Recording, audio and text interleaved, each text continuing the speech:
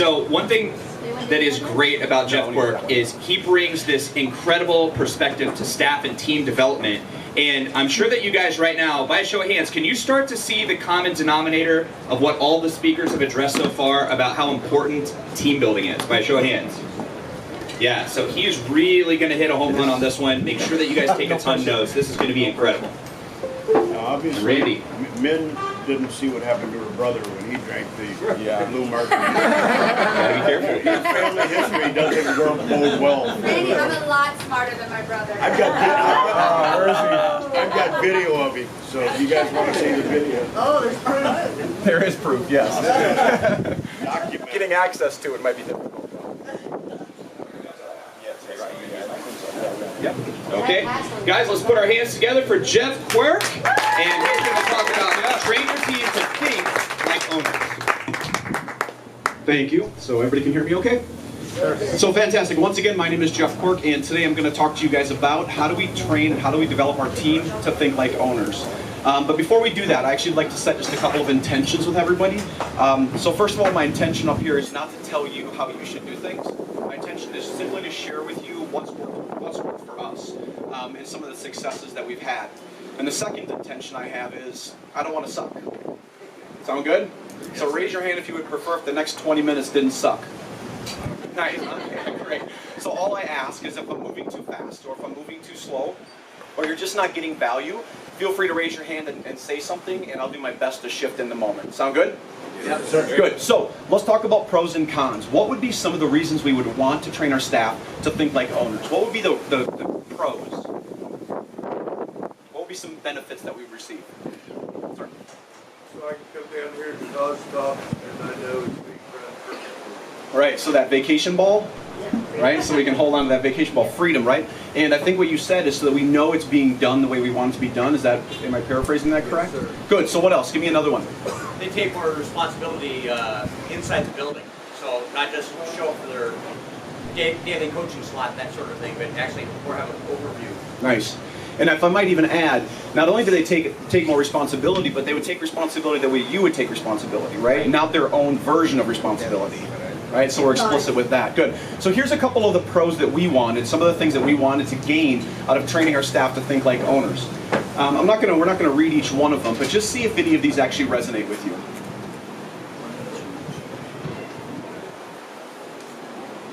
So what would be some cons? What would be some things that we'd be afraid of by teaching our staff to think like owners? What would be the reason we wouldn't? That's the big one, right? Afraid they're going to leave us, and maybe even worse yet, they're going to leave us and open up next door or down the road, right? What would be some other fears we would have? They're going to ask for more money because they're doing more. No, I didn't even have that one on my list. That's a good one. I like it. No, that's good. What else? Any other fears? Can you get real? Is anybody afraid that maybe that you don't know how to train your staff well enough, and they're going to actually see behind the curtain, and they're going to see your limits? Well, that was on my list. So here's some of the cons, here's some of the fears that we had when we first started out. See if any of these resonate with you.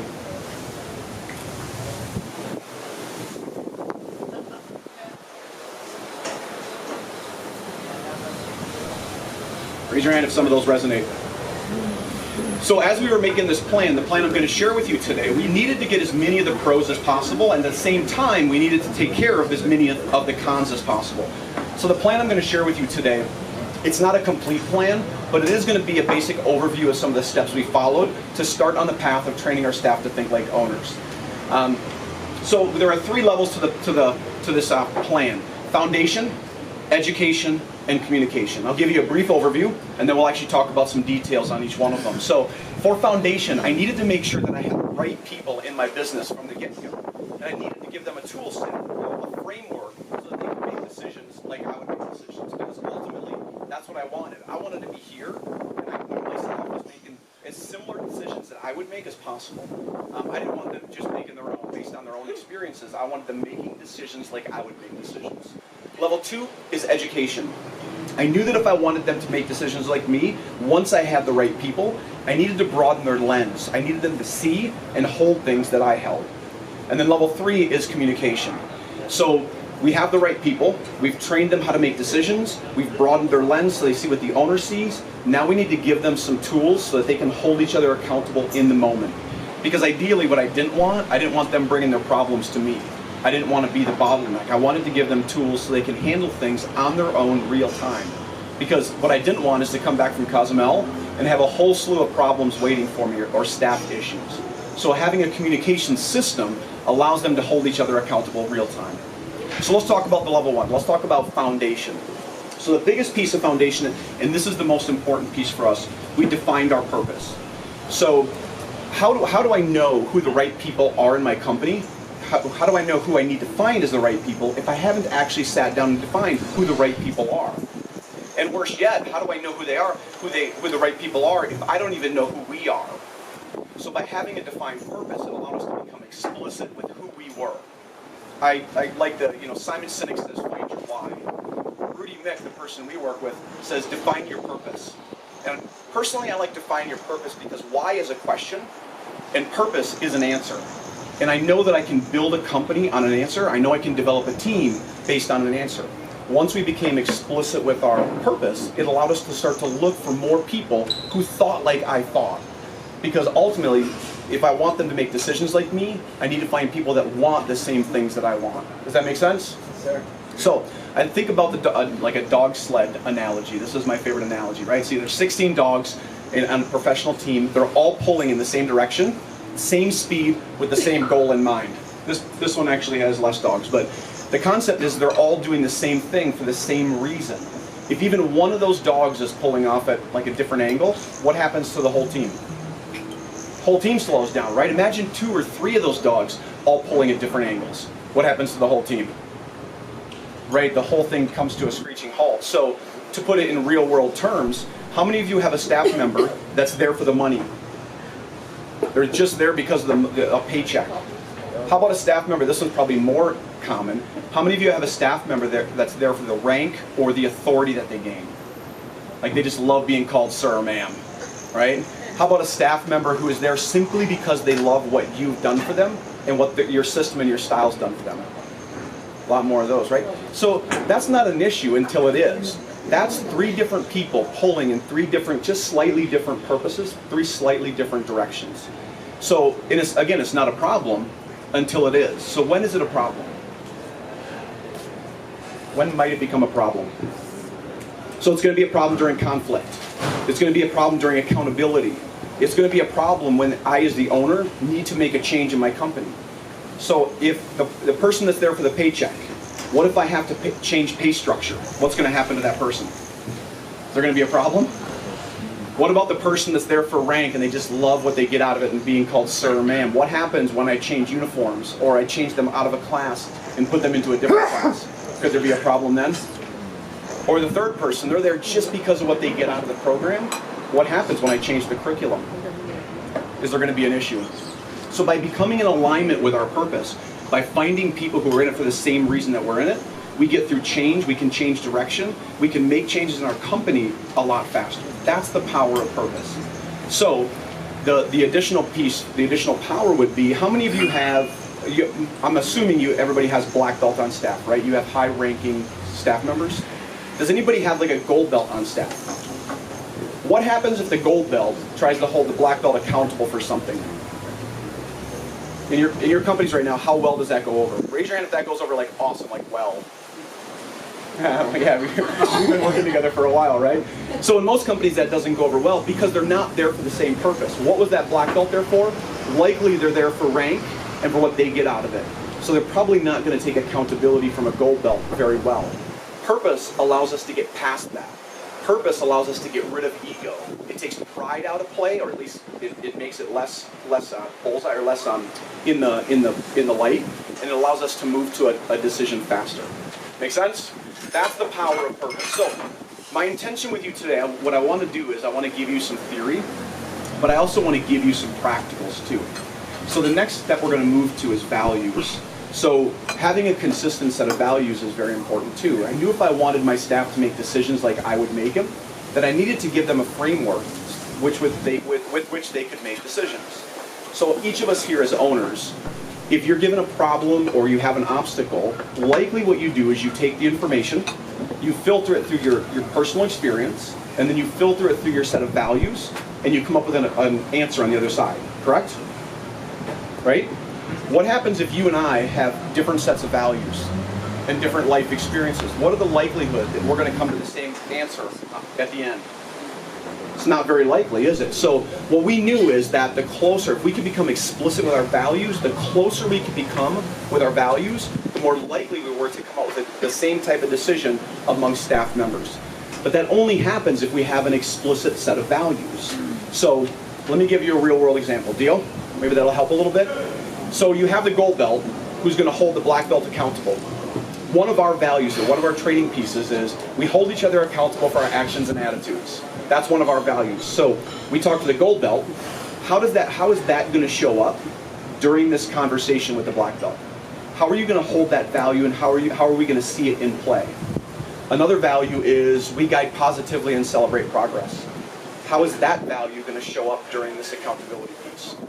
And we start to create dialogues with the staff so they start to think like we think. The really cool part of our values is we are physically healthy.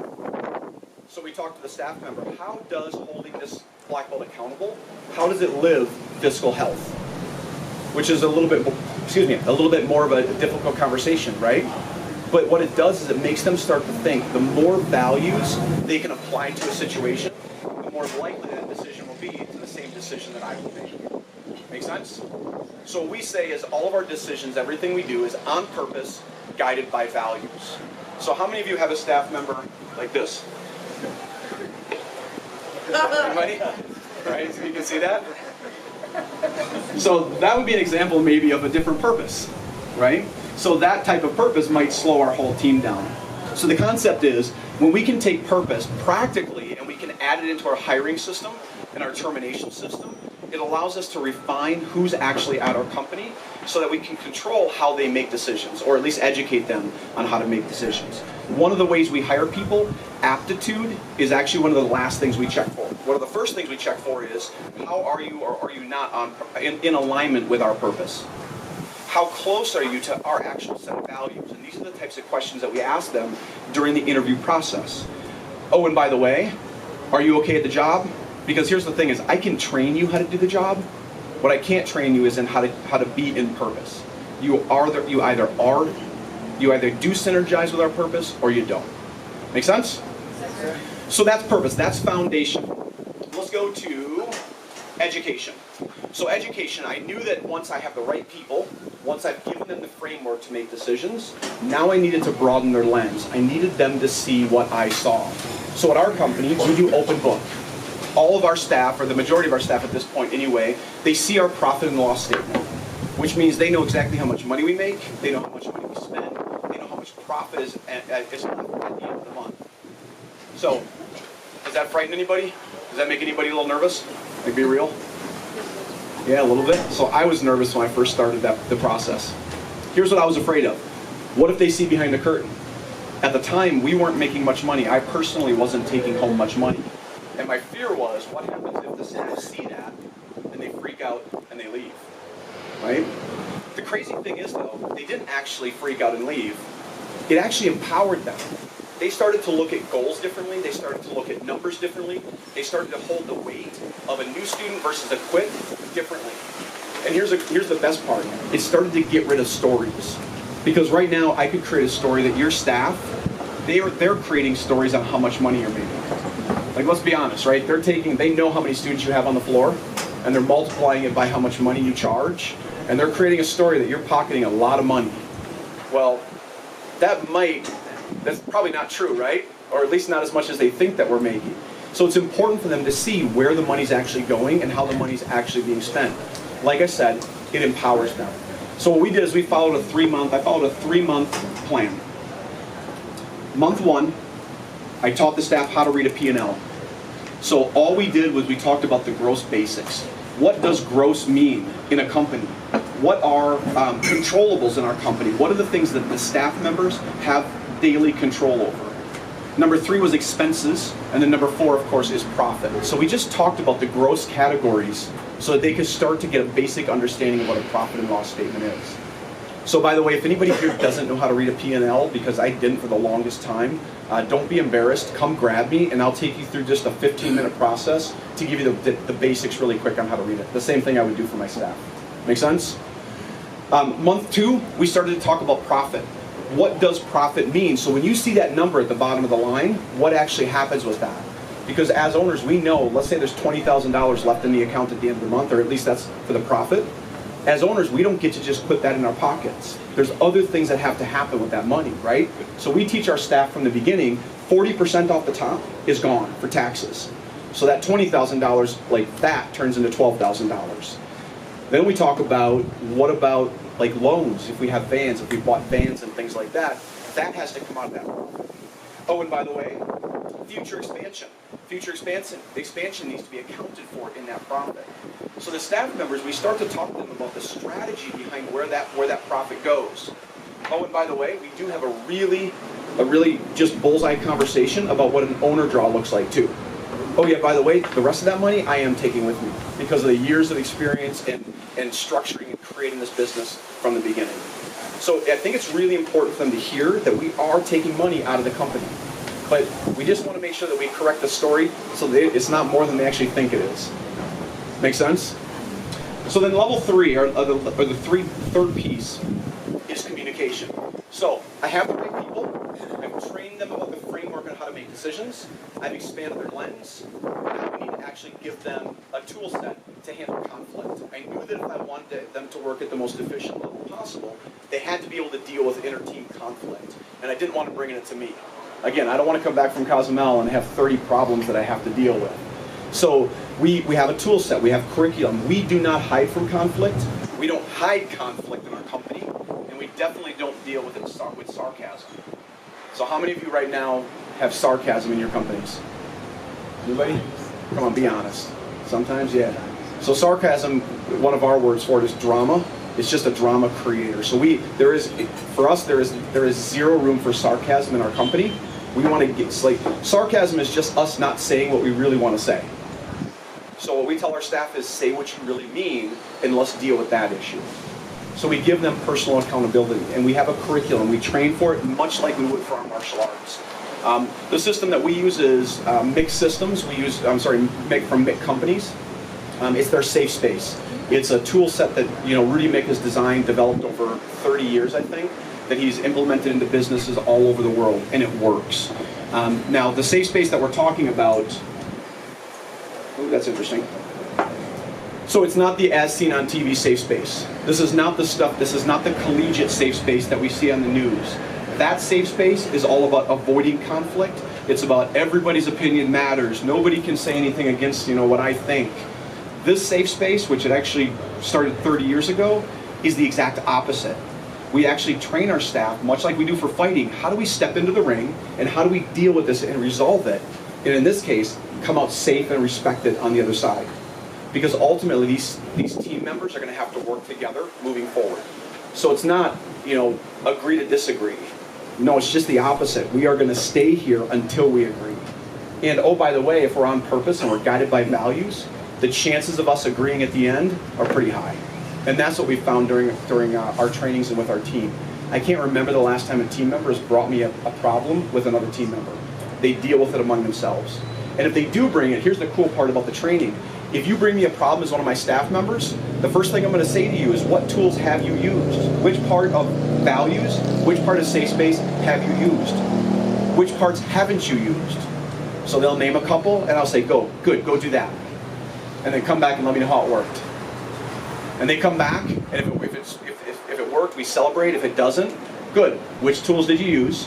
Which tools didn't you use? Go try those. So what it takes me out of is it takes me out of the rescuer position, where I'm constantly rescuing them during their altercations, and it puts the power back in them. Make sense? Yeah. How much time are we? You good? I'm good. All right. 10 minutes. I'm moving, huh? So my invitation for you, and maybe we'll have some time for some questions here. My invitation for you would be, number one, define your purpose and define your values. There is nothing, in my opinion, in my experience, there's nothing more important you can do for your business than know who you are and know what you stand for. because there's no way to build a staff and a team if you don't even know what you stand for. How can you ever hire and find the right people for your job or for your company?